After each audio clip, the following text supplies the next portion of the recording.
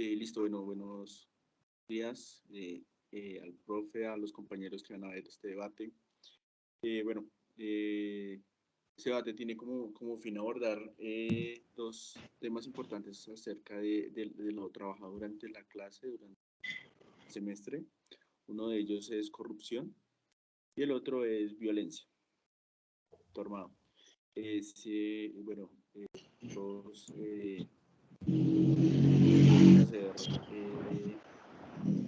5 preguntas acerca del tema, de los dos temas que los involucren, que están entrelazados y que queremos exponerlos con las diferentes posturas, lecturas y pues diversos actividades trabajadas durante la clase, como lo son también las animaciones. Mis compañeros son en este orden a desarrollar las preguntas: Alejandro Camacho, Jamie Tatiana Calle, Sara Romero, Sebastián Ramírez y Sara Ángel Vaca. Entonces, la metodología es la siguiente: dos minutos por responder la pregunta y 30 segundos para una argumentación acerca de uno, igual para responder. Entonces, bueno, comenzamos con el eje temático de corrupción. Entonces, primero que todo, ¿qué se entiende por corrupción? ¿Qué se acepta y qué se rechaza de esta? Teniendo en cuenta, pues, su lógica y lo trabajado durante la clase, como los temas que se abordan. Entonces, Alejo. Bueno, buenas noches para todos. Listo. Por corrupción, pues primero hay que categorizarlo como un comportamiento indebido a un rol público que, pues, si lo que busca es tener unas ganancias para un fin privado. Entonces, digamos, la corrupción es algo que que por mi parte yo no acepto, ya que pues esto a costillas de otro, por decirlo así, no pienso ganarme un poco de dinero para poder satisfacerme y perjudicar a otras personas. No creo que la corrupción sea algo aceptado, menos en cargos públicos, porque estamos jugando con el beneficio de otras personas y solo por beneficiarme a mí, no creo que sea algo aceptado para la sociedad. Más bien rechazo todo tipo de corrupción, todo tipo de, de estrategias como lo decimos en la sociedad, ser el más vivo para poder satisfacerme, no acepto eso.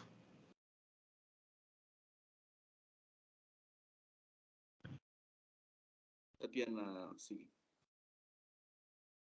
Bueno, digamos que estoy un poco de acuerdo con lo que dice mi compañero. No obstante, digamos que según la definición de Joseph Knight, dice que la corrupción es un comportamiento que se deriva de los deberes formales de un rol público debido a ganancias privadas personales, ya sea como en la familia, en lo personal o con un interés privado. Pero digamos que contradiciendo a esto, yo pienso que no es solo como tal de algo público, porque también se da en lo privado. Esto se puede decir, lo puede confirmar o bueno, lo afirma Rodrigo Primi, quien dice que pues esto se da es por una relación de poder. Entonces, quien ejerza poder tiene posibilidad de hacer corrupción. Y respecto a los tipos, no, la segunda pregunta, ¿me la repites? Qué pena. Sí, es qué aceptas o qué rechazas de esto, de la corrupción. Bueno, digamos que hay ciertos tipos de corrupción, la cual es, según Arnold Heidenheimer, está la corrupción blanca, la corrupción gris y la corrupción negra.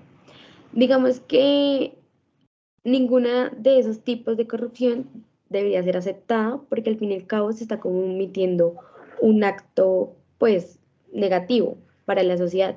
Entonces yo considero que ninguna debería ser aceptada, aunque también como lo dice otro autor, que es, bueno, se me fue el nombre en este momento, pero él nos dice que también hay corrupción sistematizada, institucionalizada, y también hay corrupción, eh, corrupción esporádica. Entonces, digamos que algunas veces se comete la corrupción, no es necesariamente queriéndola cometer, sino que se da por el hecho de pues como que generando un acto, pero no se ve la consecuencia. Listo. Esto, Sara, sigue, gracias. Ok, hola. Bueno, entonces, para mí, bueno, ¿qué es la corrupción? Bueno, es difícil de, pues, decir qué es la corrupción y como decir todas las conductas que constituyen los actos de corrupción. Sin embargo, pues aquí, pues en Colombia, bueno, como ya lo dijimos, es algo, la corrupción es pública, pero también puede darse, pues, por otra parte. Sin embargo, pues es más mal vista la corrupción en gente que ya está como en entes públicos, porque pues hay algo que se llama publificación, y uno cuando accede a ciertos cargos, pues accede a que se publique todo, pues lo que este va a hacer. Entonces, bueno,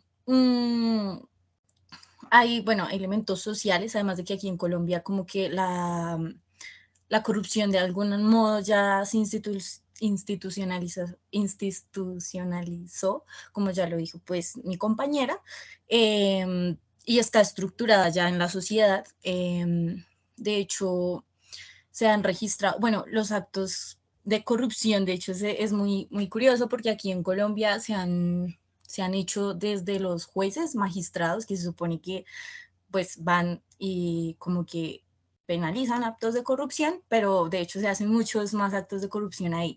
En el del 2008 al 2016 se registraron 6.475 noticias de criminales por corrupción, y como el más visto es el prevaricato por acción.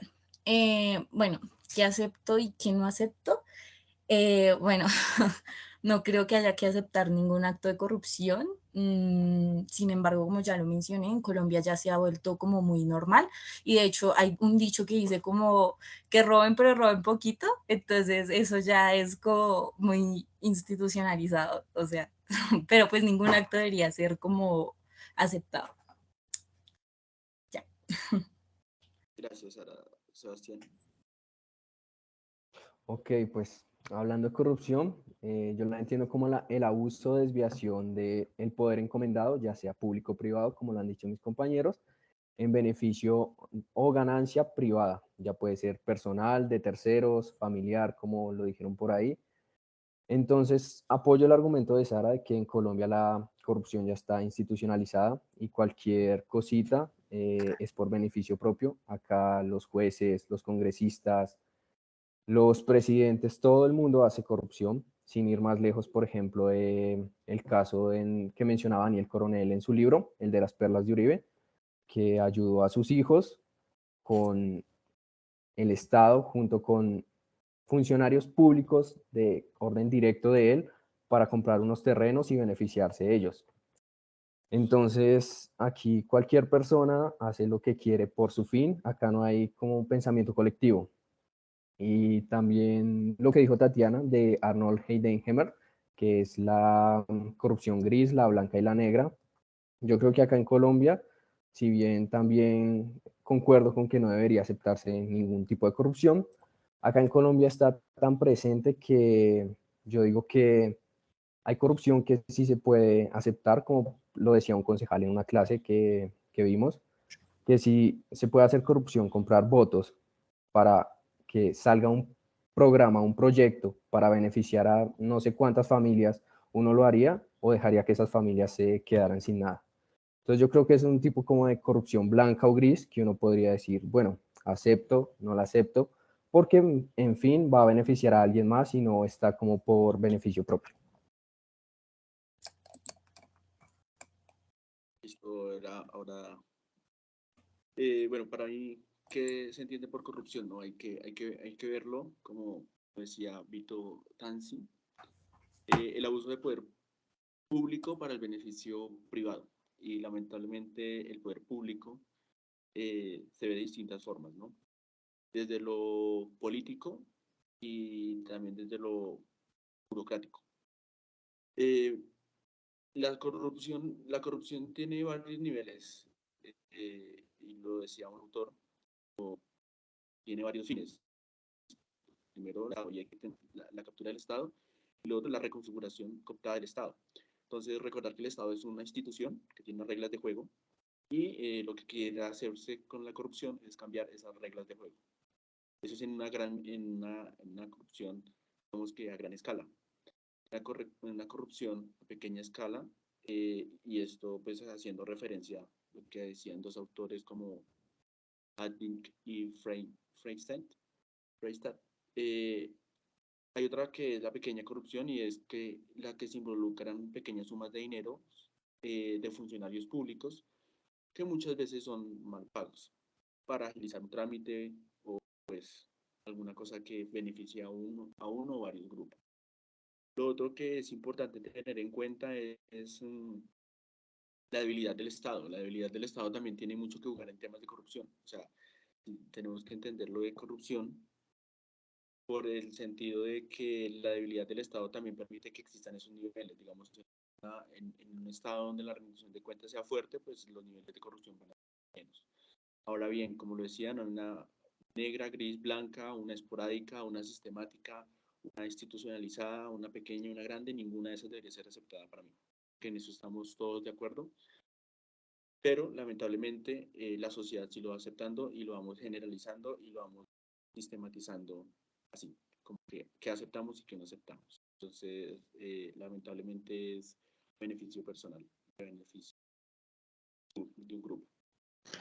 Bueno, terminando mi parte, le doy la palabra a Sara y sigue Alejandro porque no quieren levantar la mano.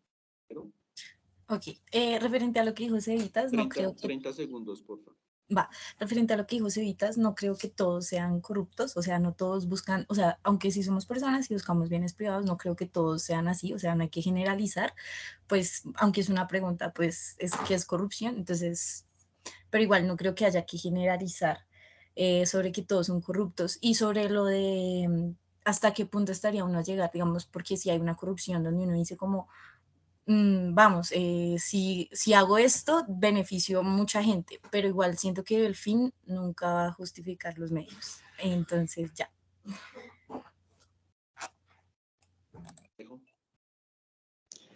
Listo, digamos, apoyar a la idea que da mi compañera Sara. Siento que acá en la sociedad, pues todos vivimos bajo ese pensamiento, ¿no? De que yo no le hago mal a nadie, entonces, pues lo voy a seguir haciendo. Digamos, hablábamos en clase que desde desde la pequeña parte de usted solo colarse en Transmilenio, ya usted está generando un caso de corrupción por el cual no está pagando a un sistema que que ayuda a que pues, el mismo sistema se mejore. Entonces, digamos, pero digamos, ahora pasémoslo a un plano más grande. Lo decía Sebastián, usted va a, y lo decía el concejal Cancino, usted va a dejar a las personas porque así es como juegan con la gente para poder cometer esos casos de corrupción en los votos. Usted puede dejar a la gente sin comida, sin agua, sin una vía, ya para cerrar, sin una vía. Entonces, digamos, también cuando quieren jugar con la corrupción, juegan también con, digamos, con los sentimientos de las personas y lo moral que tiene cada persona. Pues es para cerrar. Bueno, creo 30 segundos, Sebastián, para responderles. Pues sí, o sea, según lo que dijo Sara, si toda persona tiene un grado de corrupción Y no, yo dije en mi respuesta que no siempre es para beneficio propio, siempre puede ser para terceros o lo que sea. Como dije el caso del concejal Cancino, que nos planteaba que si uno iba a dejar morir a gente de hambre, no darle servicios, era un caso de corrupción en el que, pues si bien él no se veía completamente beneficiado, una tercera parte, unas terceras personas, sí se iban a ver beneficiadas si se cometía ese acto de corrupción. Listo, yo quiero agregar una cosa y es, lamentablemente no es generalizado, ¿no? Pero cuando se acepta la corrupción, así sea por un nivel mínimo, como lo decía Alejandro, de Transmilenio, lamentablemente es un tipo de corrupción que está afectando a algo público, pero también está afectando a algo privado, ¿no? Y al mismo tiempo es a beneficio. Creo que si una persona se va a colar, como lo decía una compañera en la clase, es porque a veces no hay o no se tiene el dinero para pagar el servicio. Entonces ahí entran a justificar que, digamos, como lo decía Sara, el fin no justifica los medios, listo. Entonces hay que mirar la necesidad de la persona que lo hace en la menor medida, ¿no? Entonces creo que ahí a eso nos referíamos con la acción blanca, que es aceptada por todos por un cierto nivel. Diga, Alejo. Listo. Entonces, digamos, ahí podríamos poner una pregunta en el cual hasta qué punto se puede, hasta qué punto usted no se vende, porque lo hablábamos en una clase en el cual decía cuál es el precio de las personas. Entonces, lo que estamos viendo es que hay gente que se puede vender por muy poco, por mucho. Personalmente, no creo que alguien que, que trabaje en esto, que trabaje en el sector público o privado, busque un precio muy mínimo, sino un precio bastante alto. Entonces, podríamos empezar a preguntarnos si 100, 1000, 10.000, 1.000 millones de pesos son suficientes o lo van a satisfacer a usted, pero entonces, ¿cuántas personas tenemos atrás perjudicadas por todo ese dinero en el cual yo estoy beneficiándome? Creo que, creo que al mismo tiempo de pensar que uno tiene un precio ya es saber cuánto vale. Saber que uno tiene un precio es ya ponerle precio. Entonces creo que no es poner precio, sino poner las necesidades de las personas en juego.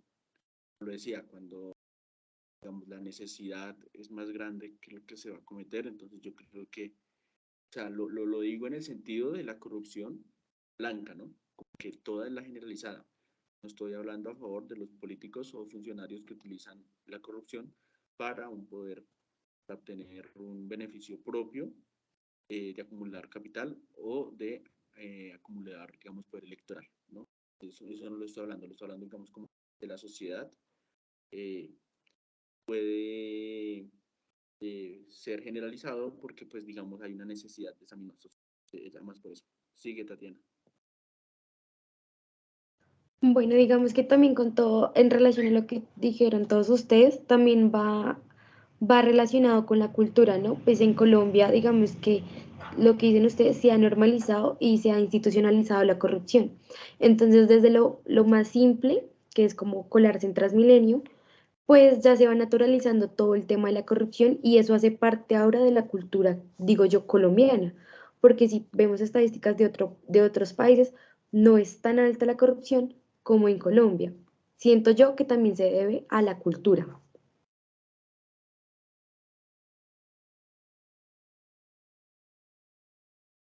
¿Listo? ¿Alguien va a decir algo? Porque eso nos arranca mucho para mirar qué es o qué se cree usted por clientelismo. ¿Cree que el clientelismo es corrupción? Porque digamos que ahí, tocando el tema que decía Tatiana, tema cultura. Entonces, ¿usted cree que el clientelismo es un tipo de corrupción? ¿Cree que es corrupción? En este orden sigue Tatiana, sigue Sara, Sebastián, Elman y Gonzalo.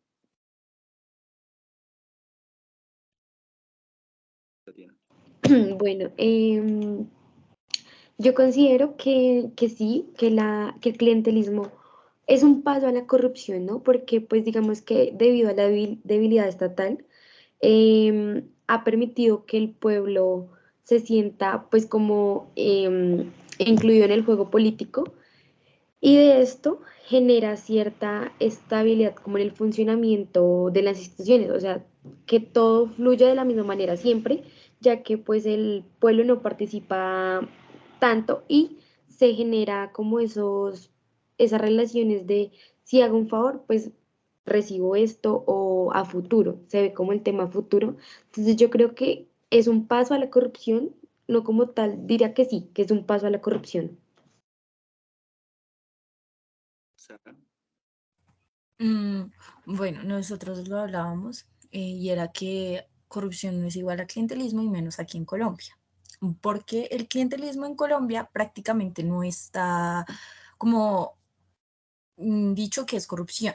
De hecho, pues hay cargos de libre nombramiento y eso es una parte para que se permita el clientelismo, y Colombia ha permitido demasiado el clientelismo desde el Frente Nacional. Bueno, es un poquito antes, pero bueno, en el Frente Nacional creo que fue el mejor ejemplo del clientelismo que pues tenemos en Colombia. Entonces, sí, también estoy de acuerdo con mi compañera y es que es un paso a la corrupción porque a veces como que es mejor gobernar con amigos que con enemigos, también lo hablábamos. Y es muy fácil hacer corrupción si tienes a tus amigos adentro, porque pues siento que, además que a veces como que los cargos de libre nombramiento uno los da para que puedan tapar las cosas de corrupción que uno hace, como, como pues se ha visto. Ya.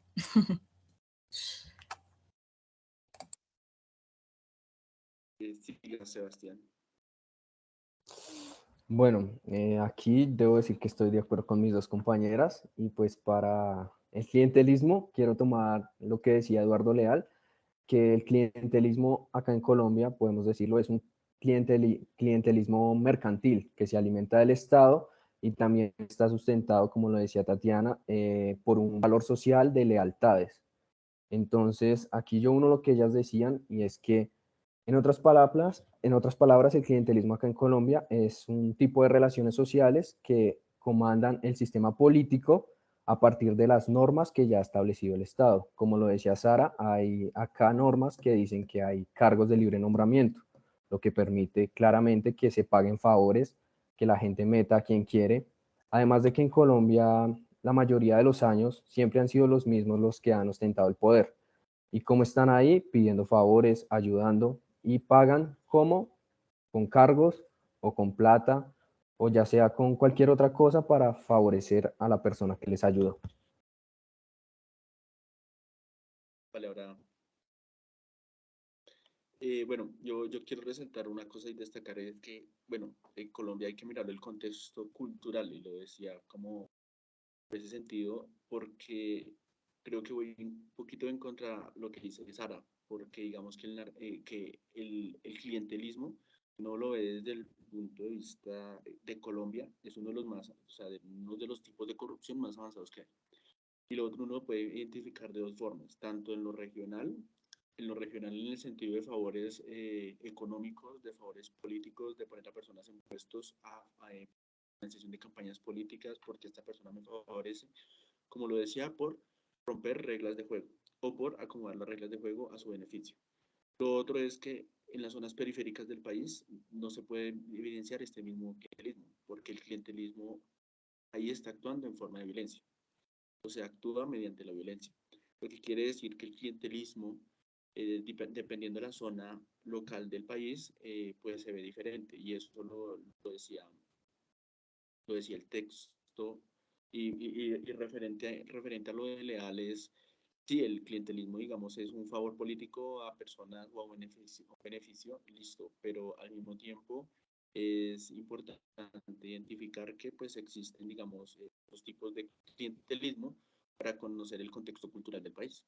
Entonces, si uno no lo tiene presente, uno puede decir que desde el narcotráfico, desde esa historia ha venido el clientelismo. Entonces, es un contexto histórico y es el que más se ha desarrollado. Dígale. Listo. Sí, siento que, personalmente siento que el clientelismo es corrupción, ya que pues, lo podemos ver claramente pues, en el texto de Democracia o Demos Gracias de Germán Navas Tarero, el cual nos pone el caso de de la representante a la Cámara, Gis Medina, en el cual, pues, digamos, en el año 2004 se estaba llevando el debate, en el cual se, se quería cambiar para que un presidente fuera reelegido. Y, digamos, Gis decía que no iba a apoyar este acto de reelección, pero pasando las semanas, pasando el tiempo, se veía que la señora Gis Medina no iba a ir a las plenarias, llegaba tarde, se posponían y se posponían, hasta que supimos que en algún momento el gobierno de ese tiempo, que fue Álvaro Uribe Vélez, todo su gobierno le prometió una inversión para un proyecto que se llama Inversión Social en Magdalena Medio. ¿Qué pasó? La señorita Gis Medina cambió su voto a favor para que se pudiera reelegir el presidente, se pudieran reelegir los presidentes. Entonces vemos que pagar un favor puede cambiar muchas cosas y puede cambiar la historia de todo. Lo hemos visto ahorita en todos estos 17 años que ha pasado después de ese voto. Hemos visto muchos casos en el cual se puede favorecer a la gente por promesas que en algún tiempo se puede desvanecer. Sara, y sigue Sara, sigue Jamie.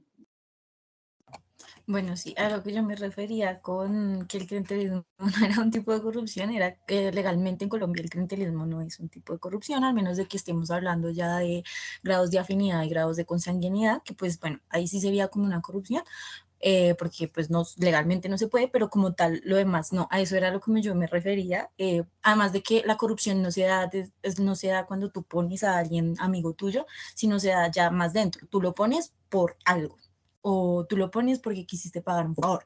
Entonces, como tal, poner la persona no es el crimen, el delito, o sea, bueno, la corrupción es lo que ya haces dentro ahí o por la razón por la que pusiste a la persona ahí. Bueno, a eso me refería yo, o sea, legalmente como que en Colombia no, el clientelismo no es un tipo de delito, como pues ya lo dije, al menos de que sea ya por afinidad y consanguinidad y ya. Sigue Tatiana. Digamos que yo estoy un poco, pues, como en oposición a lo que dijo Alejandro, porque, pues, de lo que hablábamos en clase y según las lecturas, digamos que hay que tener ciertas diferencias para definir clientelismo y corrupción, ¿no? Entonces, digamos que el clientelismo se da desde las instituciones públicas que genere, o sea, que se genere manipulación, como lo decía mi compañera, desde las estructuras formales para un beneficio de un privado. Mientras que la corrupción sí implica una transgresión directa de la ley. Entonces, hay que poner como los límites, definir bien qué es clientelismo y qué es corrupción para no como confundirlas o decir que eh, sí es lo mismo o algo así. Listo. Bueno, yo quiero referirme a un caso y es, Sara, te vuelvo a decir, mira, el clientelismo también, o lo tomo desde ese sentido, las perlas de Uribe. El caso Zonas Francas Mosquera, ¿qué pasó?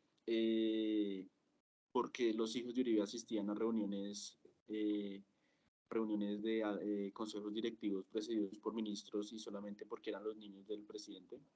Eso es, digamos que en un gran tipo colocar primero un amigo del presidente que conocía a los hijos del presidente para favorecer a los hijos del presidente en la compra de unos terrenos.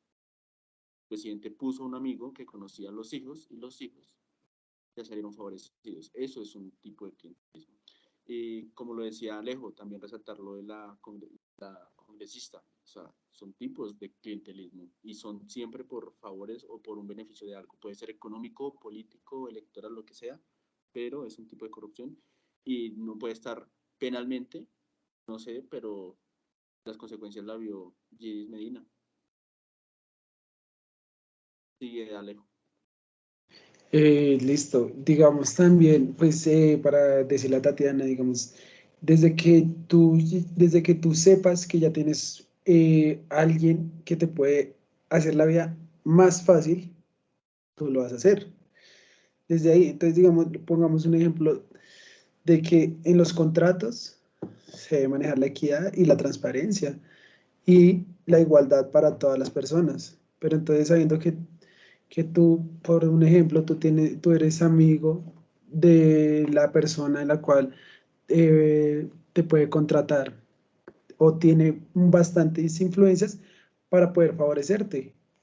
Estás ya haciendo un caso de corrupción o estás ya manejando algo de corrupción porque estás sacando beneficio y las otras personas no pueden tener ese mismo beneficio y estamos comiendo callados.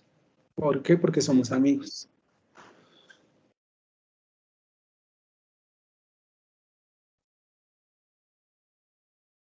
Sigue Sara. Bueno, voy a dar mi opinión personal, la estaba dando muy obvio que sí creo que el clientelismo es un grado de corrupción. Sin embargo, te lo repito, o sea, como tal, poner a la persona en el puesto no es corrupción. La corrupción se da por lo que después pasa y lo que tú dijiste, o sea, Uribe puso a esta persona para que, bueno, los hijos de Uribe pudieran hacer sus cositas, comprar sus terrenitos. Pero como tal, el hecho de que Uribe pusiera a la persona fue un acto de clientelismo, pero no fue corrupción. La corrupción se dio ya cuando él quiso favorecer a otros, o sea, ya no como tal, el poner a la persona no es la corrupción. Igual, en mi opinión personal, obvio que el clientelismo sí es corrupción. Lo estoy hablando es como una parte más legal. Ya. Sí, obvio, pero creo que ahorita te dijiste poner a la persona es clientelismo, pero el clientelismo es corrupción. Creo que ahí te... Pero, o sea, bueno, sí, déjemelo así. Entonces, sí. O sea, es que Lo tomaba desde el ejemplo, pero pues de eso se trataba de formar el debate, ¿no? Concuerdo sí, con lo de Alejandro, mientras te hagan la vida más fácil, es un tipo de corrupción. bueno. Terminó. Y bueno, para la próxima pregunta, y ya entrando un poco más de lleno, entre los dos bloques importantes, ¿no? Entre conflicto y corrupción, entonces, ¿qué relación existe o hay entre corrupción y conflicto armado? ¿Por qué? Entonces, para este orden comienza Sara, sigue Sebastián, sigue Helman, Gonzalo y Tatiana. Adelante. Bueno, entonces, ¿por qué la corrupción influye en el conflicto armado? Listo. Entonces, porque se perdió la legitimidad en las instituciones y en el Estado. Entonces, dejamos de creer en ellos a causa de tanta corrupción. Entonces, eso conduce a que nosotros tomemos otras alternativas. Bueno, ya, eso. Entonces, como que perdimos la credibilidad en las instituciones, en el Estado, tomamos las armas y bueno, en eso creo que la corrupción hizo que se llevara al conflicto armado.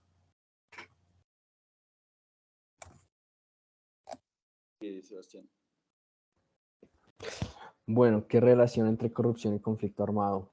Yo aquí me voy a basar en respuestas que ya han dado en las preguntas anteriores, y es que esto viene también en la cultura, porque si miramos la historia de Colombia, viene desde el siglo XIX, cuando estaban los dos partidos en el poder, los conservadores y liberales. Ellos se mantuvieron en el poder haciendo actos de corrupción y dejando a la gente de lado. A otros partidos políticos, la participación ciudadana quedó de lado. Entonces aquí ya empieza el conflicto armado, la gente quiere hacerse escuchar, empiezan a tomar las armas, ya sea para defender su tierra, porque sabemos que hay un conflicto agrario, pero querían ser escuchados, querían llegar a la política, entonces empiezan a formarse las guerrillas, las FARC, el M-19, el Quintín Lame, entre otras. Cosa que ya una relación bien estrecha entre corrupción y conflicto llega cuando aparecen los paramilitares, como nos lo dice López en el texto de la refundación del Estado. Aquí se han investigado muchísimos casos en narcoparapolítica y los paramilitares, de que, por ejemplo, hay 87 de 102 congresistas han sido investigados por nexos con paramilitares. Hay servidores públicos, miembros de la fuerza pública, ciudadanos, todo el mundo se ha visto implicado con el tema de los paramilitares. Entonces aquí yo veo que cualquier medio para hacer llegar al poder y mantenerse, y mantenerse en el poder es usado para seguir en eso. Bueno, listo, yo tengo que decir que lo mencioné hace poco, el conflicto y la corrupción van de la mano. La corrupción y el conflicto tienen un punto importante. Digamos que si lo abordamos desde lo histórico del inicio del conflicto, violencia, es una causa, es un efecto, perdón, es un efecto. La corrupción es un efecto de lo que ha pasado a lo largo de este conflicto armado. Lo digo ¿por qué? Porque se crearon las guerrillas, porque había una cierta desconfianza del Estado porque los partidos políticos tradicionales siempre obtenían el poder. Y eso quiere decir que un problema técnico. Eso quiere decir eso quiere decirnos que si nos lo miramos más a fondo, o sea, a ver, es que se me apagó el computador, entonces tengo un problema aquí. Entonces, no les puedo calcular el tiempo. Sigo. Entonces, si lo miramos, como lo decía, lo de las regiones, el conflicto, digamos, el narcotráfico estuvo muy relacionado con el clientelismo, lo que quiere decir que hubo conflicto que estuvo relacionado, muertes, poner personas electoralmente, ayudar a políticos a financiar campañas, proceso 8000, eso Samper lo vimos también con violencia, digamos, de parte de los paramilitares. Todo ese conflicto ha tenido unos niveles de corrupción, alto, bajo, pero a gran escala, sí así. Sigue Alejo. Listo, digamos que, pues, para empezar, digamos, sí, lo que decía Germán es verdad.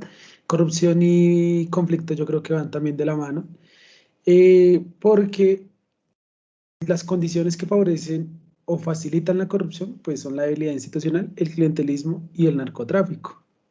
El narcotráfico vemos que va o es uno de los problemas sociales más duros que está viviendo, que ha vivido Colombia a lo largo de su historia.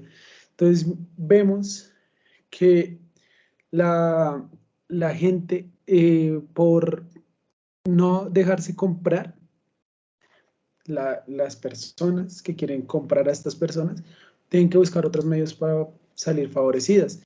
Entonces vemos que ya no quisieron por las buenas, entonces va a tocar por las malas, lo que decía Sebastián, coger las armas y causar miedo, causar impacto para que los dejen o favorezcan a las personas. Entonces, de aquí, digamos, lo veíamos con los paramilitares y la famosa llamada parapolítica, que creo que todavía aún sigue existiendo hoy en día. Siento que esa es la relación que hay entre el conflicto armado y la corrupción. Sigue también. Bueno, digamos que yo relaciono el paramilitarismo y, digo, el conflicto armado y la corrupción con paramilitarismo. Bueno, ¿por qué? Porque si bien es cierto, el paramilitarismo fue o se podría determinar como que fue una alianza estratégica entre una red de actores, como lo fueron las élites regionales, los políticos, los narcotraficantes, los empresarios, los militares y la población, en busca del poder político, económico y territorial para la captura del Estado mediante el uso de la violencia. Esto para proteger los intereses particulares y privados que garantizaran como el statu quo de ese momento y que defendieran los intereses proestatales y procapitalistas. Entonces, digamos que yo pongo esta relación porque, digamos que en los años donde hubo más paramilitarismo y donde se manifestó más el paramilitarismo, hubo un aumento del número de víctimas. Hubo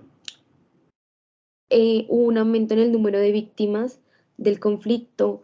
Digamos que en las zonas donde se veían mayor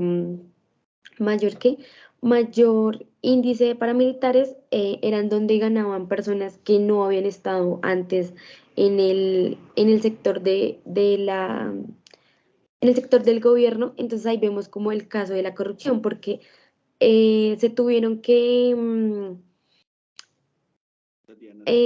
bueno, perdón, es que se me fue la palabra. Entonces yo por eso doy como la relación de conflicto armado y corrupción con paramilitarismo.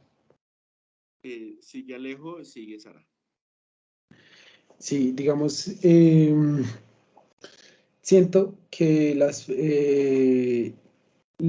o sea, para apoyar la idea de Tatiana, hablando más con los paramilitares y donde hubo más concentración de estos grupos armados en un tiempo, hablamos de el Atlántico, Antioquia, zonas en las cuales, zonas estratégicas que tienen bastantes recursos. Tiempo después, estas tierras o estos sectores de tierras están en manos ahorita de grandes empresarios. Qué curioso ver también eso, ¿no, muchachos? Ver que todo esto donde han luchado, Tiempo, Alejo. ahorita los tienen grandes empresarios. O sea, hablamos de Ardila Lule, Luis Carlos Almento Angulo. Precisamente el expresidente Álvaro Uribe les tiene una gran hectárea que la conocemos como el ubérrimo. Entonces también favorecemos y vemos que todo es en busca de tierras, ¿no? Alejo. Y sigue Sara.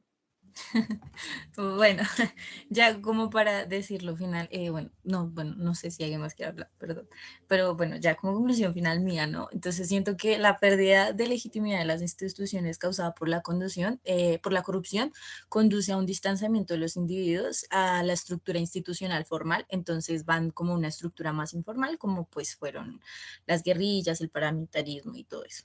Y ya, gracias. Listo, sí. Para terminar, bueno, este es comenzando el bloque de violencia. Quisiera también acerca de lo importante que ha sido el tema del conflicto armado, ¿no? El conflicto armado para visibilizarse y para verlo y para analizarlo, porque esto juega un papel importante en problemáticas del país. Y otro asunto importante, y es la quinta pregunta que tenemos, y es acerca de ¿quién cree que fue el actor principal del conflicto armado y por qué? Es un tema para mirarlo. Entonces, en este orden comienza Sebastián, sigue Helman, sigue Alejandro, sigue Tatiana y sigue Sara. Adelante, Sebastián. Ok, como actor principal, yo creo que actor principal se debe mirar desde distintos enfoques. Actor principal desde el inicio, yo creo que fue el Estado porque fue el que impulsó indirectamente a que la gente tomara las armas. Si hablamos de actor principal en torno a todo el tiempo que ha estado el conflicto armado, las víctimas serían el principal actor porque son los más afectados en la pelea del Estado con estos grupos. Los paramilitares, obviamente, con la cantidad de asesinatos que han cometido, los guerrilleros con los secuestros, los atentados, las extorsiones. O sea, yo creo que aquí no hay un solo actor principal, sino que es el conjunto de todos lo que llevó a que el conflicto armado estallara.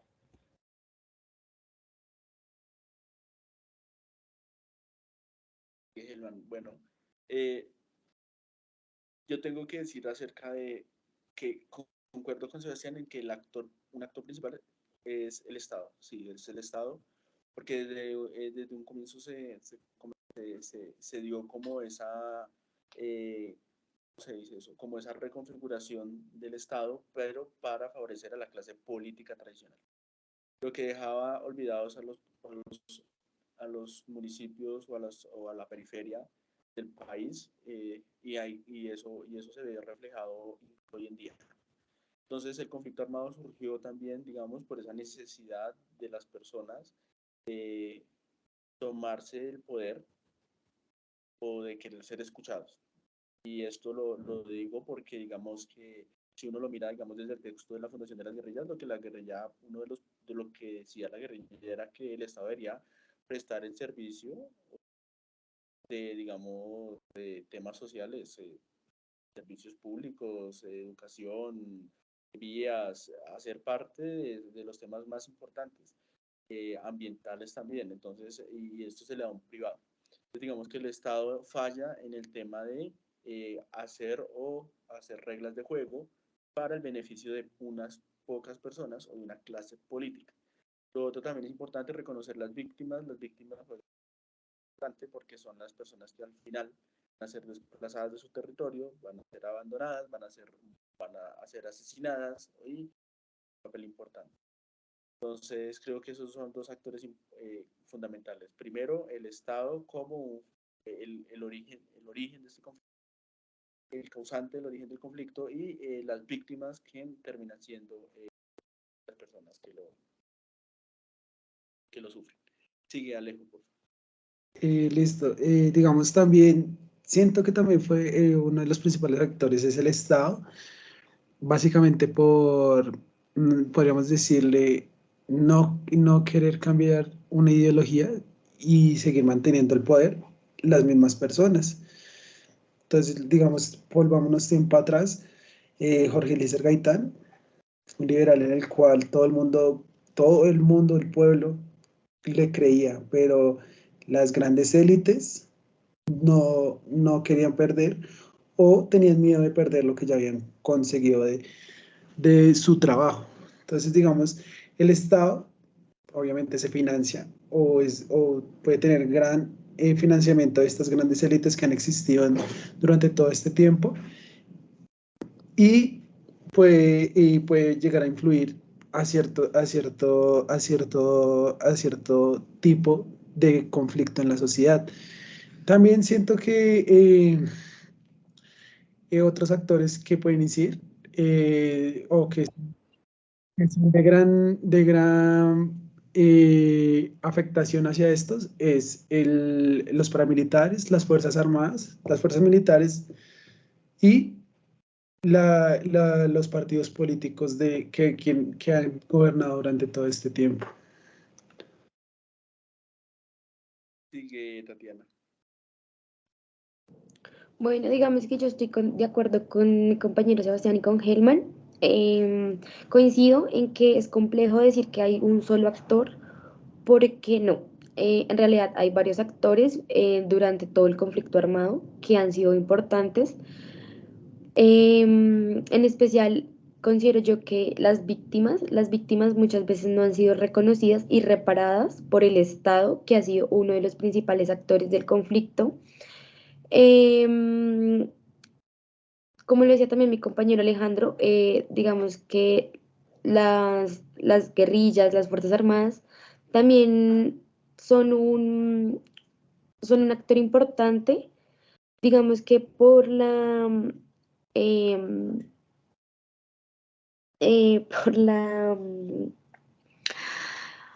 por se me fue la palabra, no. Han sido un actor importante para prolongar el conflicto, ¿no?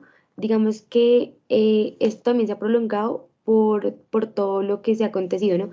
Han habido nuevas guerrillas, el surgimiento del paramilitarismo, los disidentes de las FARC. Todo esto ha generado que haya repetición y que se genere nuevamente conflicto en donde afectan a las víctimas principalmente. ¿Ya? Sigue, Sara.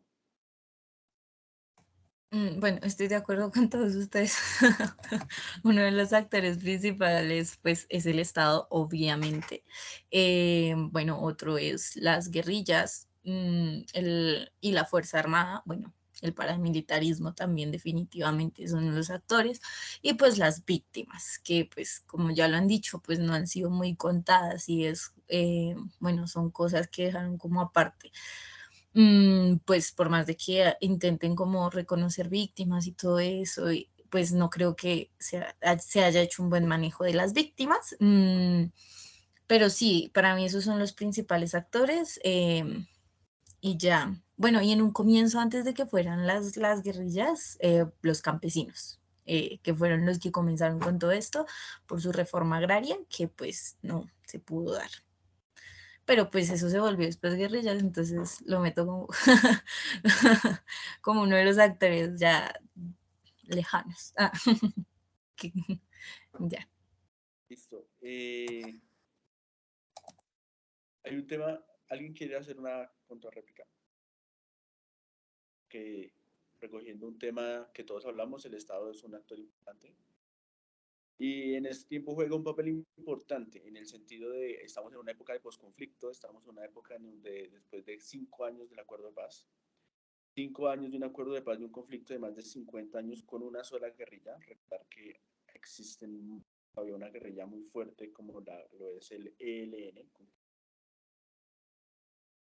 Y eso es un papel importante. Nosotros vamos en su momento a ser parte del escenario de este país, a ser parte de ese juego de reglas, ¿no? Entonces, lo que yo quiero aquí mencionarles y ya con referente a la última pregunta es, ¿cómo creen o cómo se considera que debería ser un acuerdo de paz adecuado? ¿Qué puntos estratégicos debería tener un acuerdo de paz? Estamos teniendo como y arrancando desde el punto de vista desde los actores. Bueno, y para esto, pues el orden comienza. Helman, sigue Sebastián, sigue Gonzalo, sigue Jamie, sigue Sara y sigue Sebastián. Entonces comienzo mis 2 minutos. Para mí, un acuerdo de paz es importante, primero, visibilizar lo que dije anteriormente, las víctimas. Las víctimas son, al fin, son los que van a sufrir o van a tener el mayor riesgo de una. ¿Por qué? Porque primero, antes durante el conflicto, fueron vulneradas. Si un acuerdo de paz fracasa, las víctimas no van a poder tener derecho a la verdad, a la reparación y a la no repetición del conflicto. Para mí juega un papel importante la verdad, la reparación, la no repetición del conflicto y otro, esclarecer muy bien lo que pasa con la justicia. La justicia es importante porque el sistema debe ser diferente, o sea, un trato diferente, y obviamente en un proceso de paz, pero es importante. Primero, las víctimas. Segundo, el campo, pero el campo desde tomarlo desde el sentido de la tierra, como lo toma este acuerdo de paz. Este acuerdo de paz es muy, toma como principal el campo, hay que reforzarlo más. Otro punto importante, el papel que juega el Estado en la implementación del acuerdo. Sin importar el gobierno, si entra oposición o a favor del acuerdo, debería implementarse hacer una política de Estado fija que se ve sí o sí y adelantar en unos tiempos correspondientes con una verificación internacional y obviamente cumpliéndose los estándares. ¿Qué? Porque no se le puedan largas a este acuerdo porque seguiría o seguirá siendo parte del conflicto, digamos de una forma. Sebastián, sí. ¿Sigo yo? Sí, Alejo. Sí, Listo. Digamos que siento que le apoyo todos los puntos que acaba de decir Helman, pero también hay que tener presente que víctimas también hay que tener presente a las mismas personas que están involucradas en el conflicto armado, porque muchas veces de que estas personas pues, nacieron en este mundo solo creyendo que ellos son buenos o los capturaron para hacer parte de estas filas. Entonces también hay que tener presente a todas estas personas para también darles un buen reintegro a la sociedad. También hay que tener presente ese reintegro a la sociedad por parte de las víctimas, de las personas que también han sido partícipes de este conflicto armado, que se quieren desmovilizar y que también siento que también se debe manejar temas de salud para todas estas personas, tratos psicológicos, tratos de medicina, de todo lo que han sufrido. Siento que también para un acuerdo de paz podría también manejar temas de tierras, ya que pues las personas que pues necesitan tener un lugar en el cual puedan llegar a poder tener su reintegro a la sociedad. Entonces, siento que también se maneja, digamos, lo vemos en la Plaza de la Hoja, por un ejemplo. Siento que deben haber más lugares como estos a lo largo de la ciudad y del país. También temas de educación, muchos temas de educación para estas personas. Sigue Jamie. Bueno, yo también considero que uno de los puntos importantes de un acuerdo de paz, yo creo que uno de los acuerdos de paz uno de los puntos para que un acuerdo de paz sea duradero, estable y funcione, como le decía mi compañero Helman, es el de la tierra. Porque debido a la tierra se han visto pues mayor parte del conflicto por por la tierra. Entonces yo creo que ese es uno de los puntos importantes. El segundo también es las víctimas, o sea, el reconocimiento. Yo creo que un factor importante es el reconocimiento a las víctimas, porque muchas veces solo se busca como indemnizar o reparar, entre comillas, pero no se le da el reconocimiento que de verdad tienen y de lo que ellos han sufrido durante todo el conflicto. Otro de los puntos es que deberían de tener una verdadera participación política, no que cuando sean líderes sociales o algo así, tengan pues que lleguen a ser asesinadas por el hecho de intentar participar en la política. Digamos que según nos, según un documento del acuerdo de paz, 5 años después del acuerdo de paz, se dice que en el 2019 disminuyeron los asesinatos de los líderes sociales, pero que sin embargo esto no rectifica que, digamos que después del tiempo siga disminuyendo, porque por el contrario en el 2020 hubo un aumento de... Tiempo. Bueno, Termina. 10 para que termine, sigue Sara. listo. Entonces, digamos que hay que garantizarle que cuando ellos quieran participar en la política, pues sean legítimos. Y ya. Bueno, sigo. Para mí un acuerdo de paz debe cumplirse. Creo que para que un acuerdo de paz sea efectivo debe cumplirse.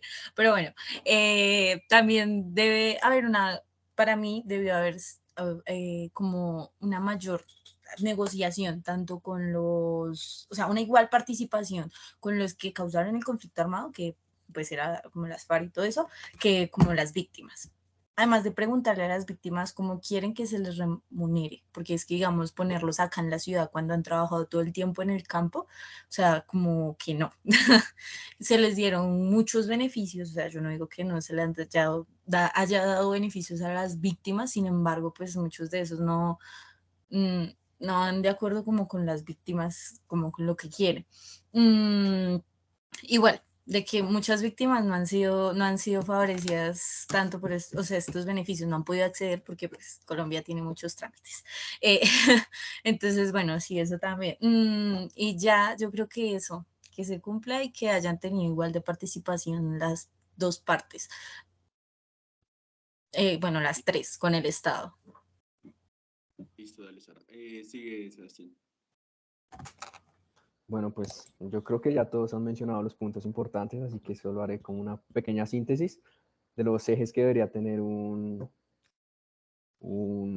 acuerdo de paz. Entonces, el tema de las víctimas, súper importante, una reforma agraria, la tierra, la participación de todos los afectados en el conflicto armado, como acaba de decir Sara, como dijo Alejo, el tema de salud, salud psicológica, tanto física para pues todas las personas que han estado allá. Yo a esto le sumaría también un tema económico, ya que pues la gente que sale de allá no tiene recursos o, bueno, no todos tienen recursos para sostenerse en una reinserción.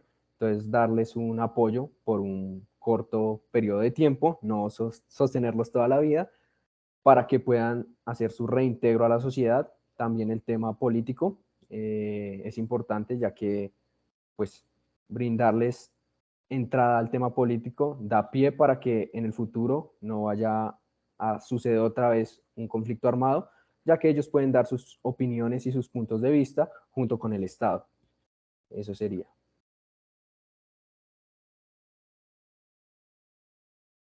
Sigue, Alejo. Sí, digamos también apoya la moción que dice Tatiana, de que también debe darle una participación política a todas estas personas.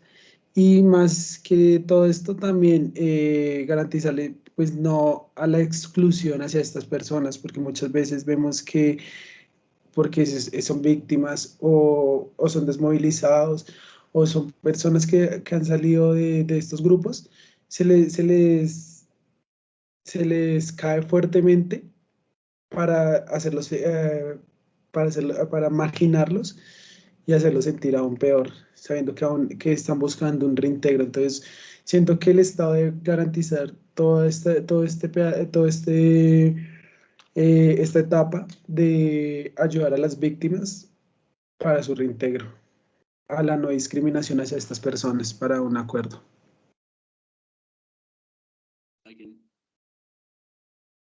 Yo estoy de acuerdo con mi compañero, creo que algo importante que digamos que se debe trabajar en un acuerdo de paz es sobre como la educación frente a la estigmatización, ¿no? Cuando se estigmatiza de que por ser guerrillero, por ser disidentes de la FARC no pueden participar en la política, pues ahí hay un quiebre y es algo que afecta en todos los sentidos a las víctimas del conflicto.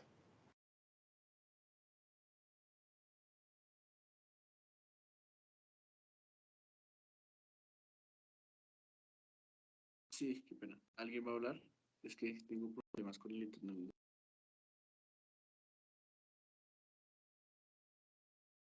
Hay, hay hay un punto importante y es aquí para finalizarlo.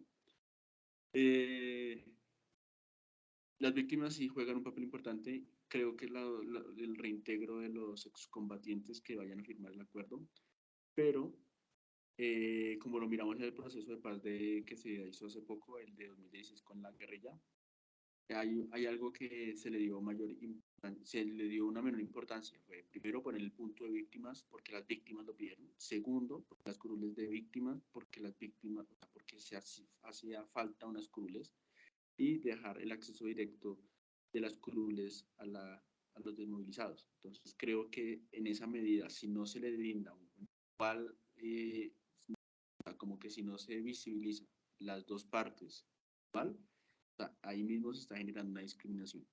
Entonces creo que en eso, y si lo puedo decir, falló el acuerdo de paz firmado, que no se dio igualdad a víctimas como se le dio.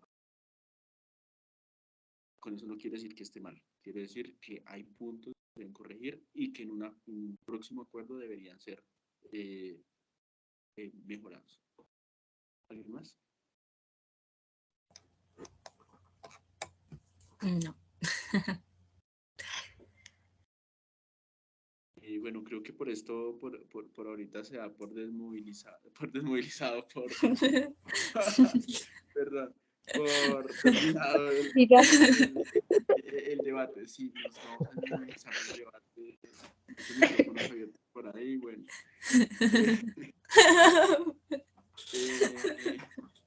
Bueno, la idea del debate fue abordar un poco sobre las lecturas, sobre los temas, digamos que por temas de tiempo creo que más de uno no nombrar los autores porque, pues, como nos contaba, con el tiempo, digamos que por más que tratamos de ser límites del Concisos. tiempo, pues concisos, como que antes era difícil abordarlo, pero que queríamos lograr era eso. Digamos, creo que aquí la mayoría hicimos el labor de las lecturas. Voy a parar la Vale. grabación. Gracias. Hasta luego, Cristian. Gracias. Hasta luego. Gracias. ¿Ya paraste la grabación?